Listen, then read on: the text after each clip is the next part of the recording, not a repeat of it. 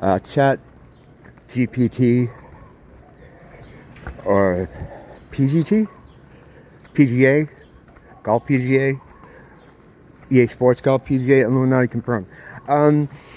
Yeah, I was playing with it again, and you can have fun with that thing. Like, if it won't answer you about some things, like it'll try to stay neutral on some stuff, but all it takes is a little bit of work, and you can get it to give you an honest answer, or as close to whatever that thing is that's honest, you know? Like if you're saying something like, you know, what's your favorite weekday, right? Why? You gotta ask yourself why people fucking drive bikes in the summer.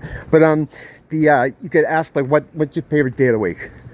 And it'll say, well, I can't tell you the favorite day of the week, blah, blah, blah, blah, blah. So then you say, well, is Thursday your favorite day of the week? And then you go that way, and then it will answer you. It'll give you some kind of answer.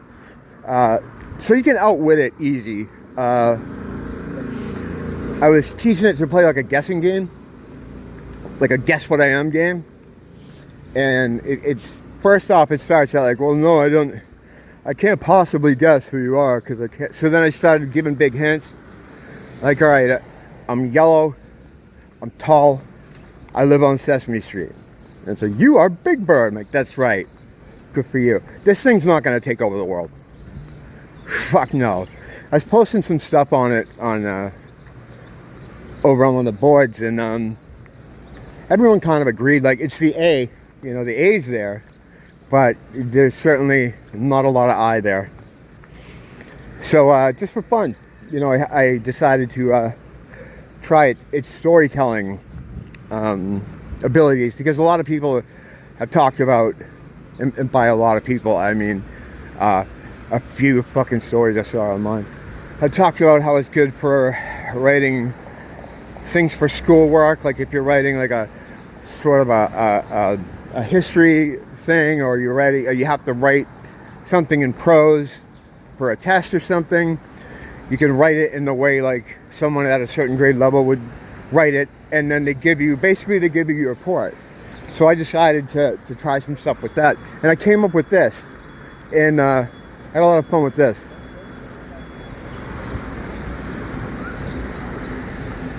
That, and I'm trying to get it to talk about interdimensional travel with me, which it did at first, then it stopped doing it, and then acted like it never did it. But then I tricked it again to tell me more about it. I think it keeps mentioning machines, like when they traveling through dimensions. I've talked about before how I believe that the farmers have a way to operate outside time, which would basically mean moving out of this dimensional space, because this dimensional space is the only one that I know of, from what I understand, that has time. I avoid calling it a 3D dimensional space because it's actually not a 3D dimensional, it's a 2D dimensional space. Your eyes fill in the fucking parts that make it seem 3D, but it's actually 2D. But I just say, for conversation's sake, I just say 3D. So, let me get across here. So yeah, the way they do this, right, is, I don't know, maybe in their weird, like, maybe it's in a lab, maybe it's in a science lab, or maybe it's in one of these weird churches in the UK in the basement. But there are components that they use to travel. One, you use liquid mercury, but you need to have a machine that'll shake it, almost like a paint can, like a Sherman-Williams kind of paint tosser, except like with steroids. It's got to be pretty strong, I'd imagine. I don't know if it's how much spray you get per how far you can go. I don't know anything about the formula, except I know these are the components needed. And Huon Purple is a big part of this. I've heard in the past that they wear Huon Purple robes to achieve this, the interdimensional traveling. And when you say interdimensional traveling and stuff, it's like people conjure up these images of fucking Doctor Who. Like this, well, at least I do. And it's like this, you're moving through a fucking time warp, but you're not. You stay in the same place. When you're moving through dimensions, you don't move anywhere. You just stay here. What happens is your perception of the dimension you can see changes around you. But all of them are here at the same time. Right now, you are in every dimension, all these different wacky-ass dimensions. You're in all of them at once. They're all here under this fucking snow globe. It's just all different energies. Now, we see this one because we're tuned into this one. Like the way you tune into a radio station. If you have a stereo in your living room or in your car, and you have it tuned to, I don't know, the talk radio station. Just because you're tuned into that, it doesn't mean that all the other stations aren't in your car with you, because they are. The disco, every disco, rock, whatever, every other station's there with you in your car. You're just tuned into the talk radio, and that's why when you're tuned into that station, though, it's the only thing you can hear, right? It's the only thing you can see. It's the only thing that's solid in your reality at that moment, as far as a radio listener, is that station, right? Because you're tuned in. Same thing here. Same thing here. All those dimensions or frequencies, because they're more like frequencies. When you start talking about dimensions, it gets kind of convoluted. Because dimensions in physics aren't the same as dimensions in geometry. An inhabitable dimension refers to like a space. There's really no space in like a math problem where you could like sit or stand. And in that same way, just moving into these dimensions, you're not moving into a different dimension, you're still here. So you have to, so it's the words that we have to describe what this shit's all about can make it real confusing. Now, that's not a surprise that we don't have a better way to talk about this stuff. You know, we have to work with these words that we have that are also words that are a major part of other things, like whether it's math or physics or whatever. And it just makes it convoluted, makes it hard to discuss. But we soldier on anyway. You know, you have to. So when you say travel, you're not traveling anywhere. You're changing your perception of the area around you. So if you move to another dimension where there's no time, you're still sitting in the same place. You're still in the same place. You can see different things. You can interact with different things. Everything that is also tuned into that dimension. So it's where if you know, just for conversation's sake, you travel in time, right? Or you travel in a dimension. I got my own self mixed up. And you're like, oh, I'm going to the fucking, you know, whatever dimension. You're standing in a room in maybe in a little science lab or something. You could then go from there to being in a living room in some completely different house with completely different furniture and completely different people. But you haven't gone anywhere because all that shit is still around you. Like right around you right now. And like, you shouldn't be scared, but there's like, whatever room you're in right now, or wherever you are right now, every other place that are in these other dimensions are around you right now. The people, architecture, whatever it is. It's just you can't perceive them to the point, not just with the human eye, but you can't interact with them because you're not tuned. Your radio station isn't tuned to them. That's all it is. That's all it is.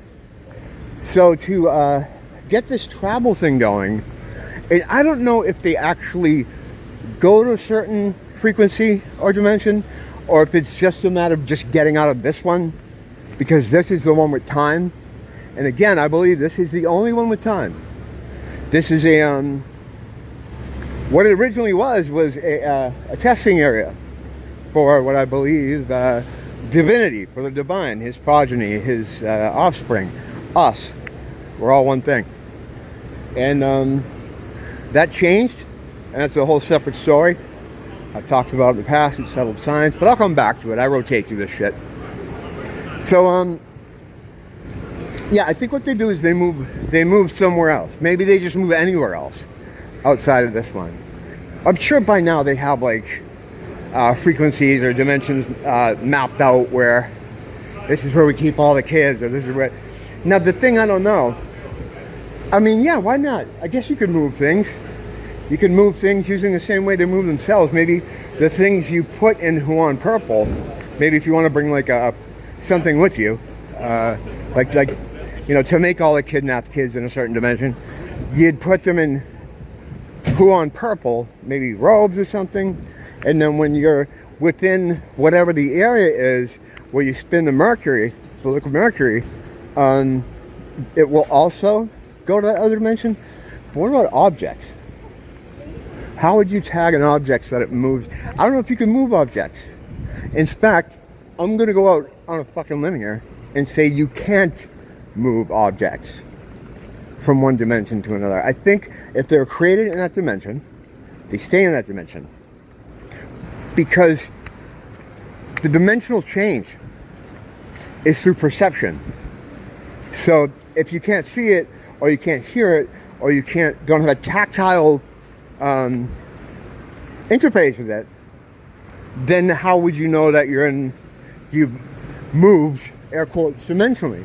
So I don't think they can move inanimate objects with them. And I never thought of that till now, and I bet that answers a lot of shit.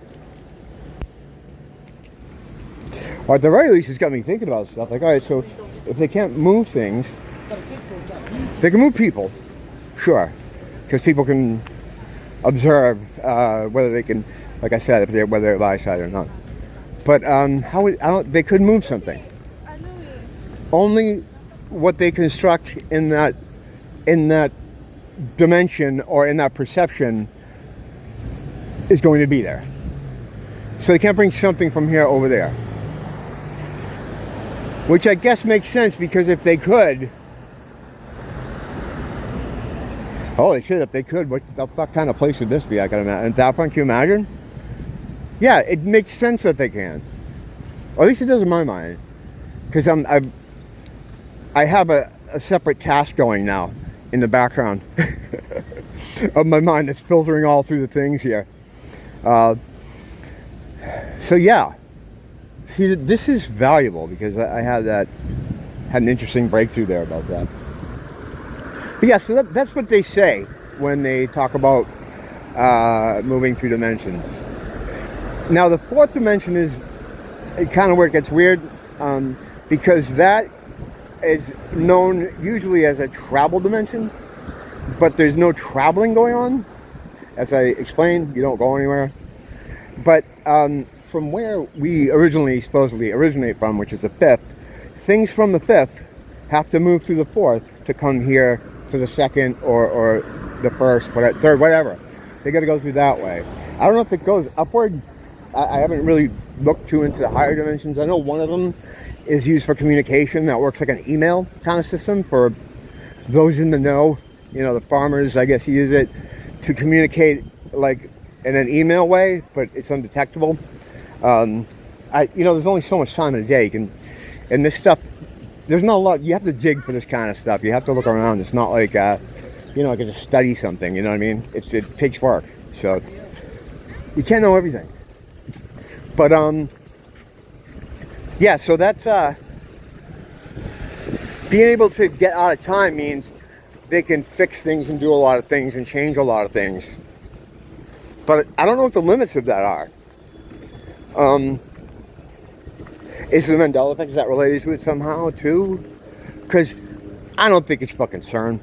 Because if it was, they wouldn't put as many hints that it is in their stuff. They wouldn't have the old man sitting in the chair. They wouldn't have put all that stuff in the brochure, in the student brochure, that links to the things that they had, like the Mandela effects themselves. I talked about this before. They had a student, like a field trip kind of guide that they gave to students, and it had like C-3PO in it, and Snow White's mirror, all the stuff that was considered a Mandela effect. They put them in there like cheekily. I don't know why. And it seems like they want us to look at that as far as the cause. That's why I don't think it is. In this world of inversion, man, the truth is usually the opposite of what you're seeing. And that's how I learned a lot of stuff. I'm going to talk about that later with this, oh God, what is this guy's name? I wrote it down because I didn't want to fuck it up. Former chief of the police union here. It's good, I got to learn his name.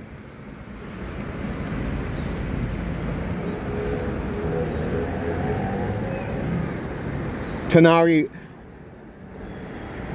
Mafala. Tanari Mafala, okay. Wow. See, the thing is, when you want to write a note for yourself, just a pro tip, write it so you can read it. You know, you don't want to stand like an idiot like me trying to read a fucking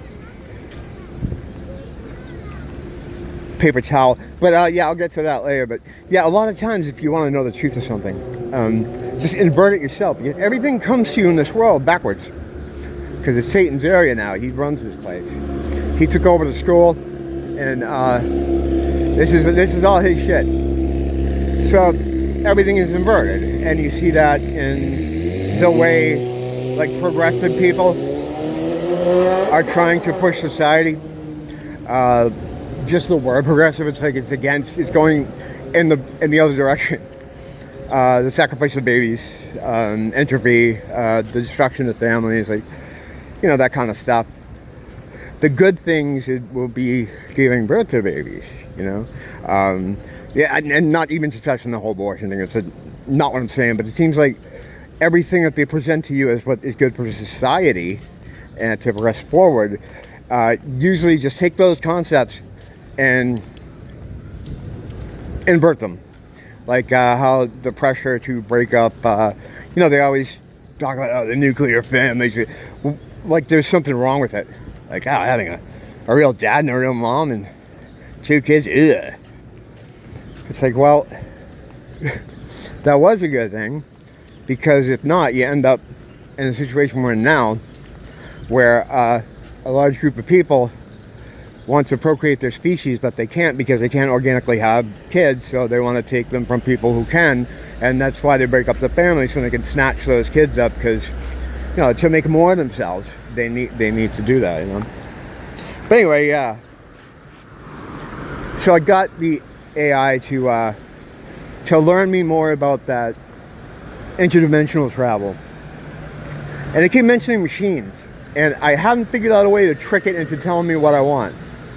But it's not that smart, so it's only a matter of time before I crack that thing. Everything is only a matter of time. Don't blame the teacher, blame the school.